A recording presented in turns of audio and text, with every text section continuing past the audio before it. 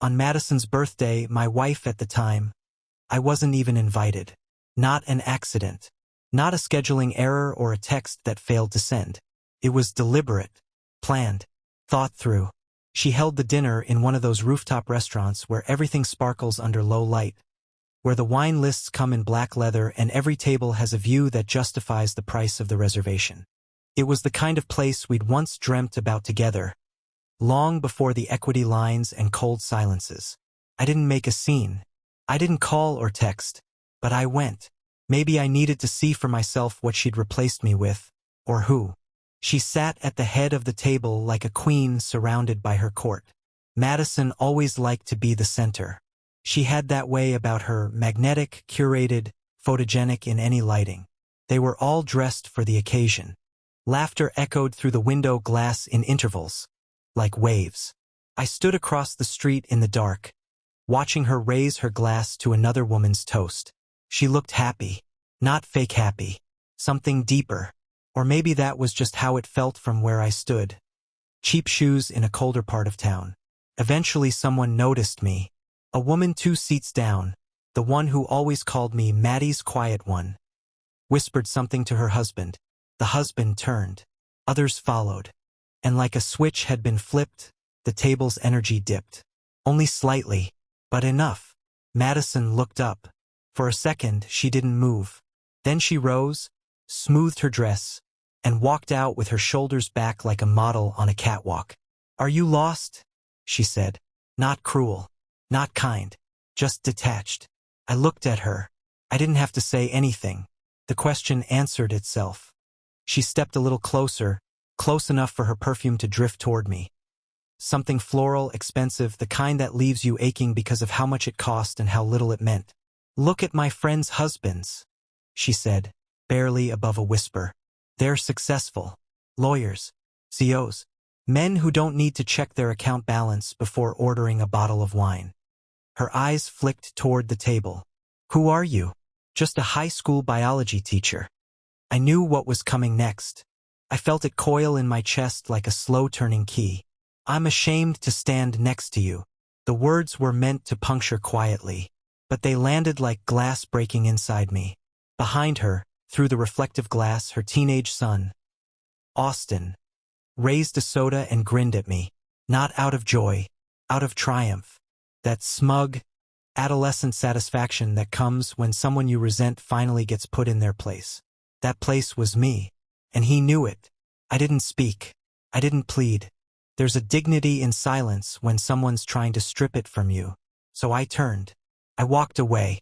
That was Madison's birthday.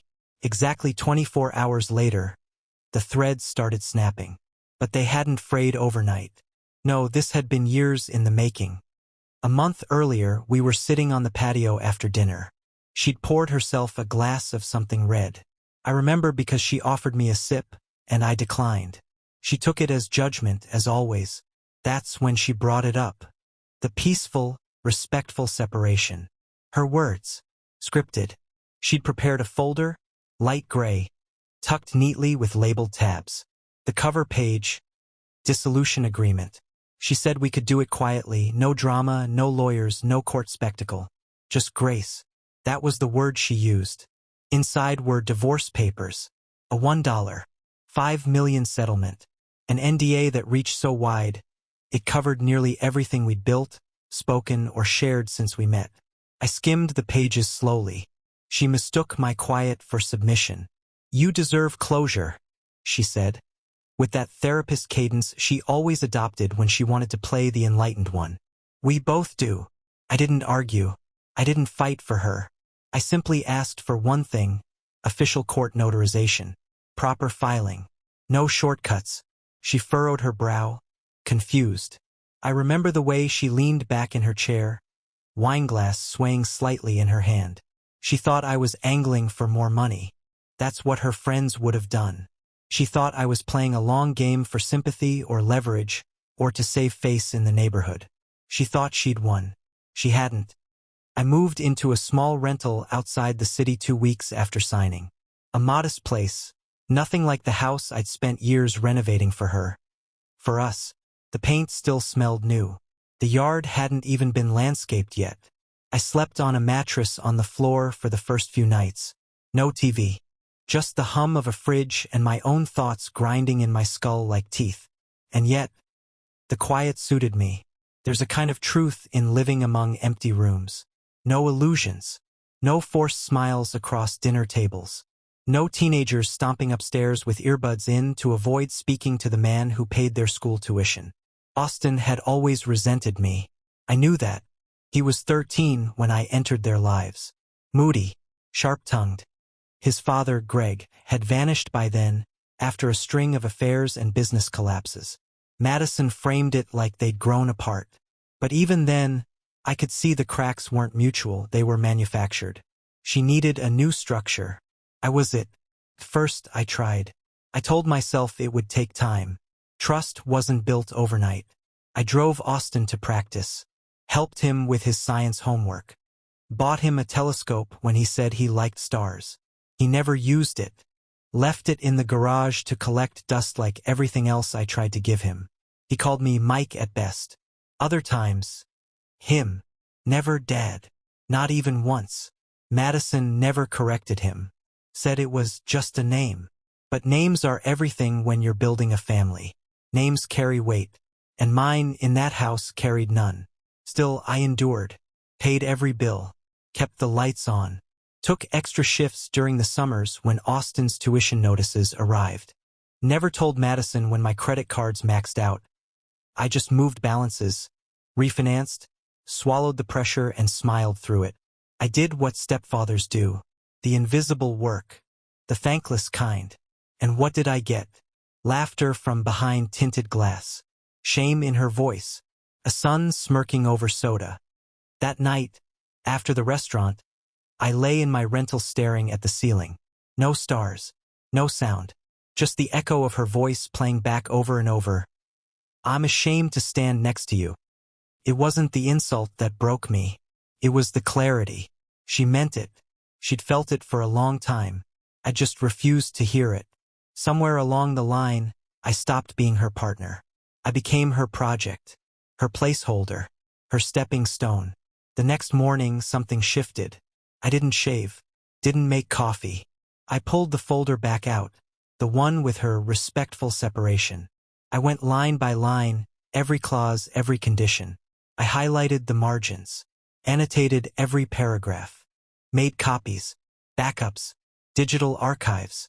I wasn't angry. Anger burns out. No, I was patient. And patience, when wounded, becomes precision.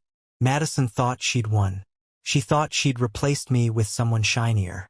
Someone more camera-ready for her curated social feed. But what she never understood was this. I never played to win. I played to endure. And endurance always outlasts ambition. It was 3 nights after the restaurant when I found the folder. I wasn't looking for anything. I'd been sorting old boxes, the kind you swear you'll unpack next weekend, and forget for months. Most of it was the usual. Faded receipts, expired warranties, dusty USBs, old pay stubs from a decade ago. But the folder caught my eye. Manila, worn at the corners. The tab read simply, Urology. I opened it without thinking. Inside were the results from a fertility clinic, dated 8 years prior. Back when Madison and I first talked about having children of our own. Before she convinced me it was too late for her body, too early for her career. Before she decided that Austin's enough. I remembered the visit, vaguely. The sterile white room, the bland counselor voice, the way Madison had squeezed my hand while the doctor explained the results. Low motility, they'd said. Conception highly unlikely. Not impossible, but very unlikely. We never tried again. She said it was too painful to hope. I agreed. But now she was pregnant. With twins. I sat there staring at the paper. One line circled in blue ink. Probability of natural conception. Less than 5%. I didn't feel anger. Not yet. Just a cold stillness rising in my chest. Like a diver realizing how deep he's sunk. I scanned the dates. Math started ticking behind my eyes. Gestation windows. Conception ranges. I pulled out my phone, Opened her social media, the same accounts I'd blocked but never deleted. It was all there. The story she wanted the world to see. A white gown pressed to her waist. Caption, "Starting to show. Blessed beyond measure." A blurry sonogram on her story with two tiny shapes circled in pink and blue. Hashtag twice loved. Then the engagement photo. Madison in a field of wildflowers, lips pressed to Randy's temple. Randy, her new fiancé, a commercial real estate developer from Denver. Widowed father of two. Salt and pepper hair, beaming like he'd won the lottery. Maybe he had. Or maybe he hadn't read the fine print yet. The posts were relentless: bridal fittings, cake tastings, Pinterest boards of floral arches and reception lighting. And then, buried in an old inbox from a shared insurance account we hadn't fully unlinked, I saw the email. Subject: appointment confirmation, paternity DNA, prenatal, non-invasive, no name, no details, just the date, time, clinic. It was scheduled for 2 days after our final divorce filing. She hadn't even waited a week. I forwarded everything to Carla. She was the only person I still trusted from college. A litigator now, sharp and surgical. We hadn't spoken in years, but she picked up on the second ring. I barely finished explaining before she cut me off. "This wasn't a divorce," she said flatly. "It was a cover-up." Then she asked me to send the NDA. I did. She called back 10 minutes later. "Mike, this document wasn't written to protect you. It's airtight, but not for your benefit. They expected you to sign, walk away, and keep quiet. But here's the problem. You asked for it to be notarized and filed through the court system. So it's traceable, public, and that means they're scared. That email confirmation, that's not standard. They're rushing the test, because they already know." I asked her what to do. "Nothing," she said. "Don't contact anyone. Don't confront. Just save everything." Then she added a single word: pressure. I stayed silent. But silence doesn't mean passive. I dug deeper. Randy, the fiancé, had proposed barely a week after our signing. He'd posted a glowing update on LinkedIn about merging families, using the same tone a man might use for a corporate acquisition. His face showed no worry, no doubt, just clean teeth and good lighting. Madison was scheduled to fly to Aspen the following week for a bridal retreat with her closest friends. I already knew the names. I'd seen them at the restaurant. I knew which ones would tell her she was glowing, that she deserved better than a science teacher. The same ones who'd clapped when she said, "He was always small-minded, quiet, safe, quiet, safe." That's what I had become. Not a man, but a placeholder. A stepping stone. A deposit she made into her next life. But she had miscalculated. Because unlike Randy, I knew what her voice sounded like when she lied. I knew the look she gave when she twisted the truth just enough to slide it past someone's guard. And I knew something else. She didn't want a scandal. Not now.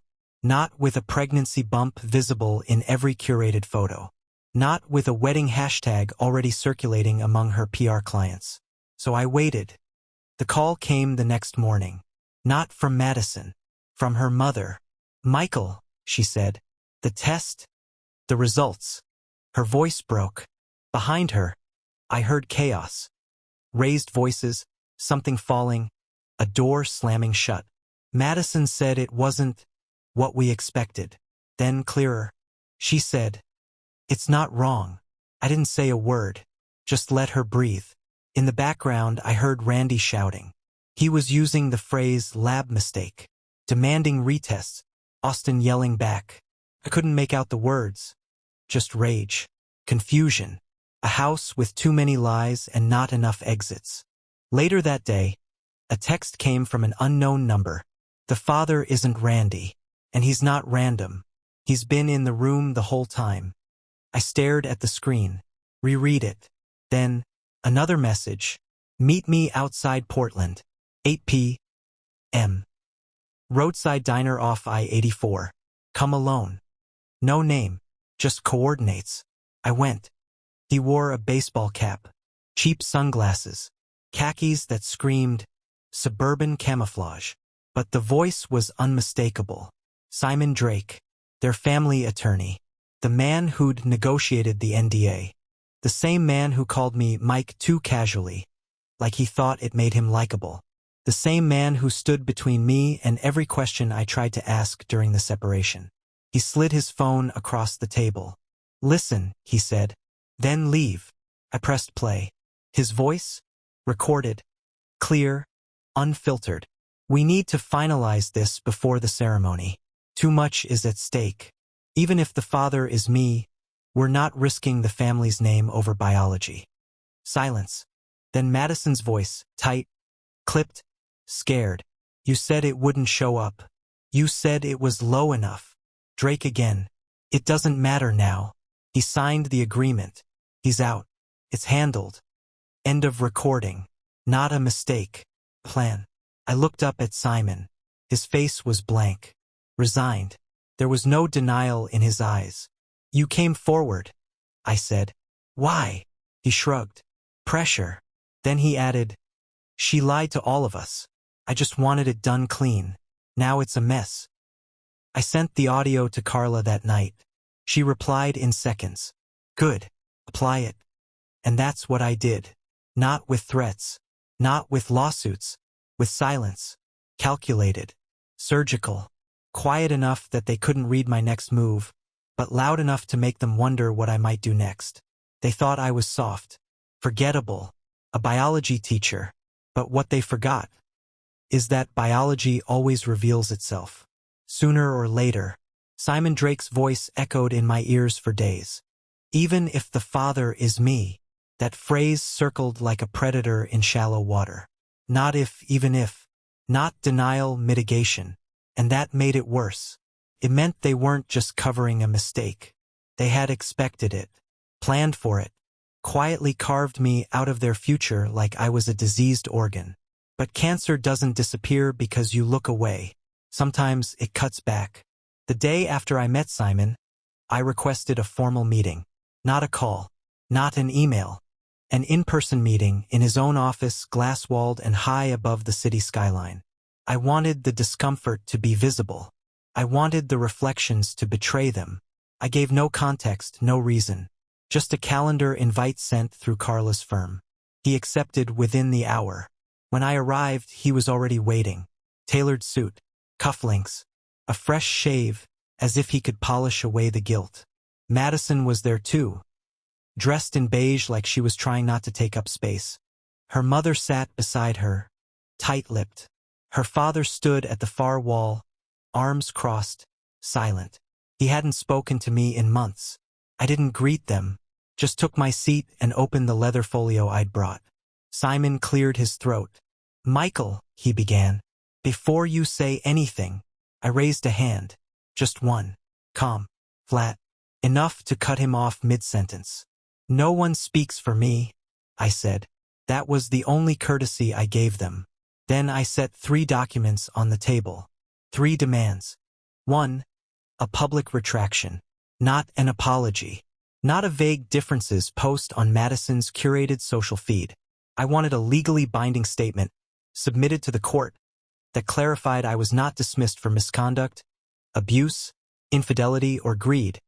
The usual whispered poison that trickled through her friends and colleagues like a slow leak. I wanted the air cleared. For me. For anyone who ever Googled my name. 2. Restitution of assets. Everything we'd merged, the joint accounts, the real estate investments, the silent shares in the property trust her father used as a tax shield. My name was still on 2 of them. I had proof. I slid across the ledger entries marked and flagged. Simon paled. Madison looked away. 3. Truth. I wanted a formal acknowledgement, written, notarized, sealed, that the children were not biologically mine, and that any attempt to present them as such privately or publicly would constitute breach of contract under the NDA they'd crafted so carefully. Simon flinched. Madison's lips parted. "Michael." I didn't let her finish. "You already said enough?" I told her, my voice even. "The moment you let them speak for you." Her mother exhaled, long and slow, like something inside her had deflated. I stood, left the folio open on the table like a warning label. Simon tried to stand, to shake my hand. I didn't move. I looked him dead in the eyes. You don't recover from betrayal by pretending it was business. He didn't respond. I left. That night, Madison called. I watched her name light up the screen from the rental I still hadn't furnished. Her contact photo, a blurry image from when we first started dating, showed her in the ocean, shoulders bare, smiling like the tide would never turn. I deleted the call. Then I blocked the number. Some endings don't need revenge. They just need air. Over the next week, the silence grew legs. Her friends stopped posting wedding teasers. The bridal countdown disappeared from her feed. The Pinterest boards went private. Someone in her circle must have leaked the audio. Or maybe it was her mother. I saw her once at the grocery store, hair uncombed, walking like she couldn't carry her own bones. The ceremony was postponed, then quietly canceled. No explanation, no press. Randy vanished. No farewell post, no damage control. Just gone, like he'd never existed. Carla sent me a message 2 days later. Simon caved. All demands accepted. Final paperwork incoming. There was no celebration, no drink poured, just a silence that felt clean, precise. I archived every document into a drive labeled closed. I changed passwords, froze joint accounts, transferred ownership of my remaining assets. I watched the digital trails of our shared life go dark one by one, until there was nothing left but receipts. Austin tried to reach out once. Came through a school email I hadn't seen in years. A single line. I don't know who I'm supposed to be angry at. I stared at it for a long time. He was 17 now, almost grown. Old enough to know what silence meant. Old enough to weaponize it. To wield loyalty like a knife. I didn't reply. He wasn't reaching out for me. He was reaching for stability. For the version of the world he'd grown up in. One where the bills got paid, the tuition cleared, the fridge stayed stocked without questions. But that version of the world was gone. Because I was gone. There was no closure. Only finality. People think betrayal ends with confrontation, with yelling or apologies, or some grand unraveling. But the truth is, it ends with withdrawal. Quiet. Total. Without ceremony. It ends the moment you stop answering. The moment you let them wonder what part of you is still watching. That's the part they fear. Not vengeance, but absence. I gave them that, and for once they gave me nothing in return. They never called again. Not Madison. Not her mother. Not Austin. Not even Simon, who once spoke with the slow, deliberate charm of a man who always thought he'd be forgiven. I imagined him drafting a dozen half apologies in his head, the kind that used words like unfortunate and misunderstood. But none of them ever reached me. That told me everything. They knew the silence was earned. They knew anything they said now would only confirm what they'd already confessed in private. And Madison, she vanished behind a wall of curated absence. One morning, her social media disappeared, deleted or made private.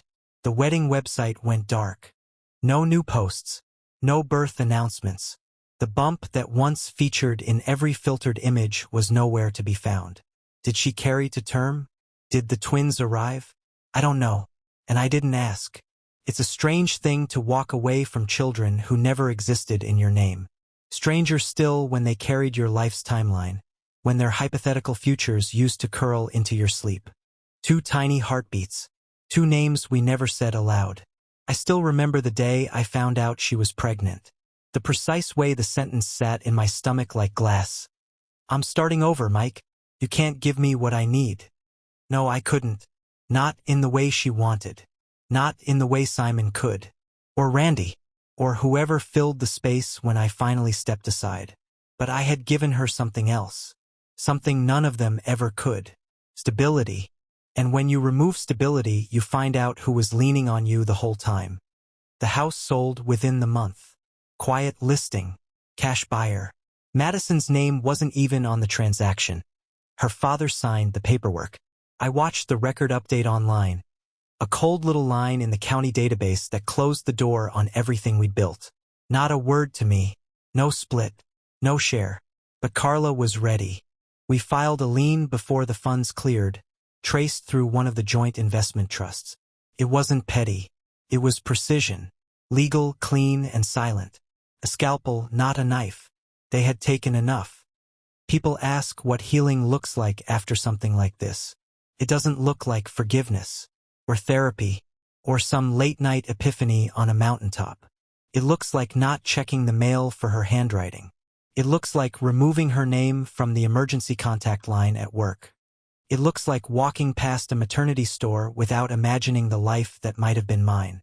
It's deletion, not recovery. Clean wipe. I moved again. Smaller place. 2 bedrooms. Unfurnished, mostly. I liked it that way. Walls without pictures. Tables without coasters. A fridge with no half-finished bottles of wine. Some men rebuild. I chose stillness. The neighbors keep to themselves. No gossip, no questions. Just nods on garbage day and the occasional wave when mail gets mixed up. It suits me. I keep a few things. A lined notebook I never write in. A watch Madison gave me the first Christmas after we married. Still ticking. The folder with Simon's audio. The medical report. The annotated NDA. All backed up, sealed in cloud storage. Not for revenge. For memory. People forget too fast. I never will. Once, in the winter, I passed by Madison's old florist. They were setting up a holiday display. Pine cones, ribbon, those awful cinnamon sticks that made everything smell like forced nostalgia. Inside, I saw one of her old friends. I couldn't place her name, but I remembered the voice, the high one that once laughed at everything Madison said. Like approval was a currency she couldn't afford to lose. She saw me through the window, froze. I didn't break stride, just kept walking.